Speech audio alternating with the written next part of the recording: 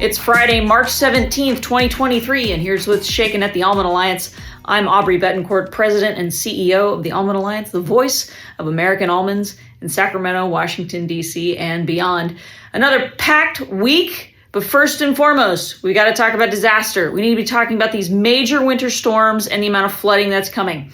Quick update, we did receive a presidential disaster declaration throughout the state. That includes our 13 almond counties. For those counties that are growing almonds, we have been in touch with our ag commissioners in those counties and areas, going back to that January storm system, that big winter storm that blew through, that had all of the snow and the cold and the freezing rain, and then we had a lot of more rain, then we had a lot more flooding, and then we had a lot of wind, and we got trees falling over, and the effect of that on bloom. I'm not giving you a number. Smart people I know in this industry aren't giving me a number. They're giving me a range of numbers. You all know and are smart enough. We all know and are smart enough to take a look at those trees, and these trees can trick us up and down the state. Different regions have felt different impacts from different storms at different times in the bloom cycle here. That being said, if you have been experiencing disaster in your area, look, I'm a Southern Valley girl. I'm from Kings County. I'm watching what's happening down there in the lake bottom. I'm watching what's happening just to the east of me in Tulare as well. And here's the deal. Document and notify. We're gonna just hammer this into everybody, all right? Document and notify. If you are feeling any effect of any of the winter storm activity, the moment you feel you have experienced a disaster, or think you have experienced effect of a disaster in some capacity, please document it. A photograph, an email from your PCA or your agronomist. Notify your insurance agent, 1, your county ag commissioner, 2, and your local USDA Farm Service Agency office. Now, why is this important? There are certain programs that are for disaster relief that require notification within a certain period of time of the disaster. Now, look, flooding is happening today. I'm not going to sit here and tell you that you shouldn't go out and work on your levee and you should be on the phone. You need to go out and work on your farm, but take the hot minute to grab a picture. It will timestamp it on your phone. Or if you don't have that and you're talking to somebody else, maybe grandpa or somebody, make sure someone gets out there and takes that picture for them, or calls their PCA or agronomist and gets something written up that says, hey, we see what's going on out here. And make sure you notify not just your USDA FSA office, but you also notify your county ag commissioner. And if they're not listening to you, though our ag commissioners are great, but sometimes they need a little help, call your county supervisors and notify them as well. Why? Because in order for communication for a disaster declaration and resources to be made available, proper documentation and communication has to take place. Counties initiate those requests. So even if it's coming from the top down, that documentation from the bottom up makes a huge difference in the ability to process and initiate various disaster programs. Now, we do have a presidential disaster declaration. Oh, that must mean everything just turns right on right away and we're going to get assistance tomorrow. I really should do a podcast on just disaster. You should check out our podcast. We have a lot of great programs there. But the long and the short of it is, when you have a presidential disaster declaration that basically just changes what pot of money the disaster programs are financed out of, and it opens up the emergency loan programs through the Farm Service Agency. Now, emergency loans are important, and I'm not going to badmouth the product, but there are other loan options that are faster. I would encourage you to look at the microloan if getting financing is what is most important to you at this time. But that being said, the tree assistance program is immediately available for any damages due to the trees themselves. They fall over, they flood, something along those lines. Anything happening to the crop itself, that's where insurance comes in. If you have younger trees that are not covered and there is no insurance option for you, please contact us at the Almond Alliance and let us know. We would really like to know and keep tabs on that, as we've been working very closely with USDA's Risk Management Agency in order to try to develop some better insurance products for us.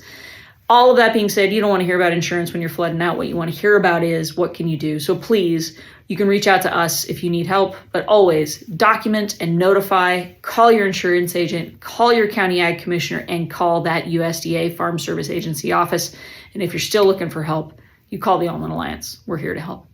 We've also been working a lot on USAID, DOD. We're looking for a ton of options in that nutrition space. And we actually did turn in some comments to that effect on a couple of new programs and regs that have been moving through as well. We've also been working on the state side looking at some projects over at DPR, looking at fumigation and some other things as we continue to work through those programs as well, and work through various challenges and regulations on that side. We also have been actively on the ground with our team in DC. We did get our farm bill priorities put in, and now we've pivoted into appropriations.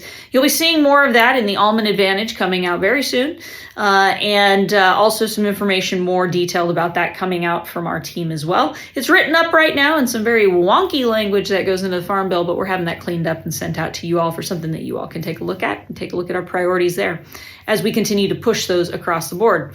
And of course, we are so excited to announce that our partnership with Great Valley Seeds has received a grant for the Pollinator Habitat Program through California Department of Food and Ag. Our effort to work with you all to establish more native pollinator habitat across our working farmland here in California on our almond farms. We already are the leaders in this space, and we're so thankful to have that extra partnership with Great Valley Seeds, as they are our nursery stock available for all of this. We also are in partnership, just so to be clear, with any other program. We really support any program and any partner that helps us develop that and works with you to do that and provide those resources to you. So our friends at Pollinator Partnership, Project Apis M, and so many others who are involved in this great effort as we support our pollinators and our honeybees.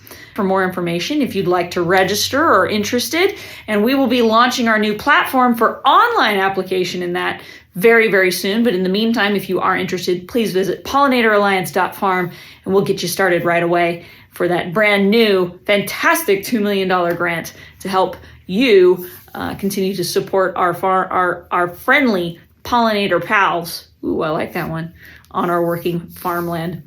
Also, LandFlex is rolling out. I promise you that. I know it's a weird time to be talking about it in the middle of a flood, but that is coming, and we'll have more updates for you in that space. But we've also been talking to the department about that new executive order with regards to flooding and the ability to flood, the ability to do groundwater recharge using flood flow throughout the state. We are hearing of that on the federal system as well as on the state system. And if you're interested, drop a comment below, but we are getting a few phone calls from folks as we've been doing briefings kind of ad hoc or as needed. But if you all are interested in more general information about that, please reach out. We also know that the Department of Water Resources has more information on that. If you are interested in doing groundwater recharge, or you have flood flow coming through and you want to make sure you're getting credit for that, call your local groundwater sustainability agency, your GSA. Let them know that that's what you're doing and want to do to move forward.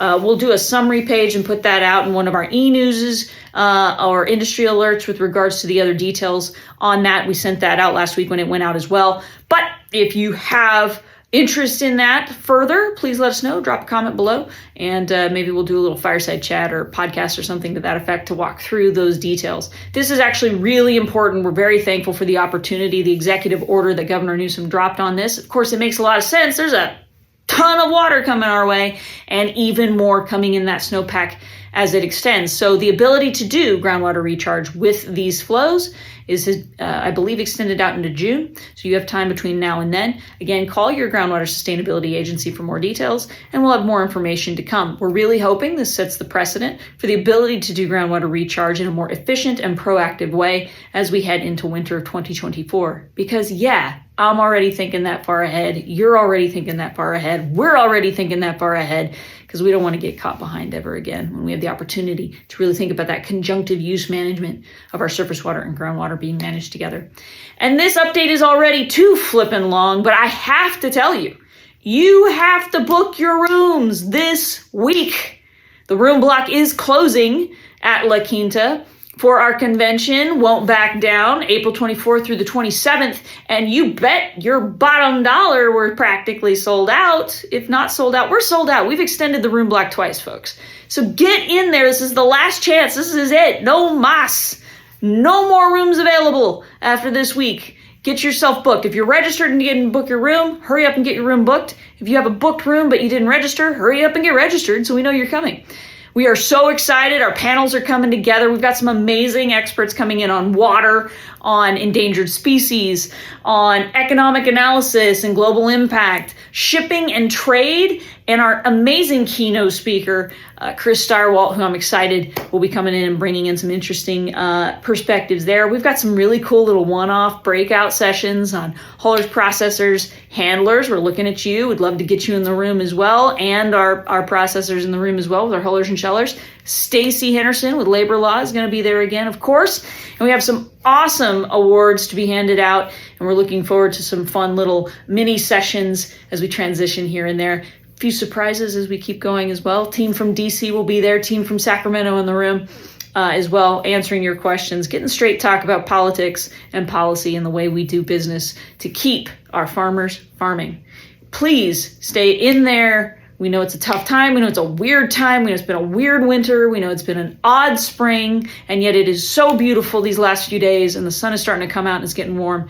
And we know that you all are tough and strong, and you show up every day, and that's why we be tough and strong and show up every day to match your commitment with our own. So thank you again so much for the privilege of being allowed to serve and to advocate and to represent you all every day in Sacramento, Washington, and beyond. And please visit almondalliance.org to become a member. We hope you do well, and we'll see you next week. Take care.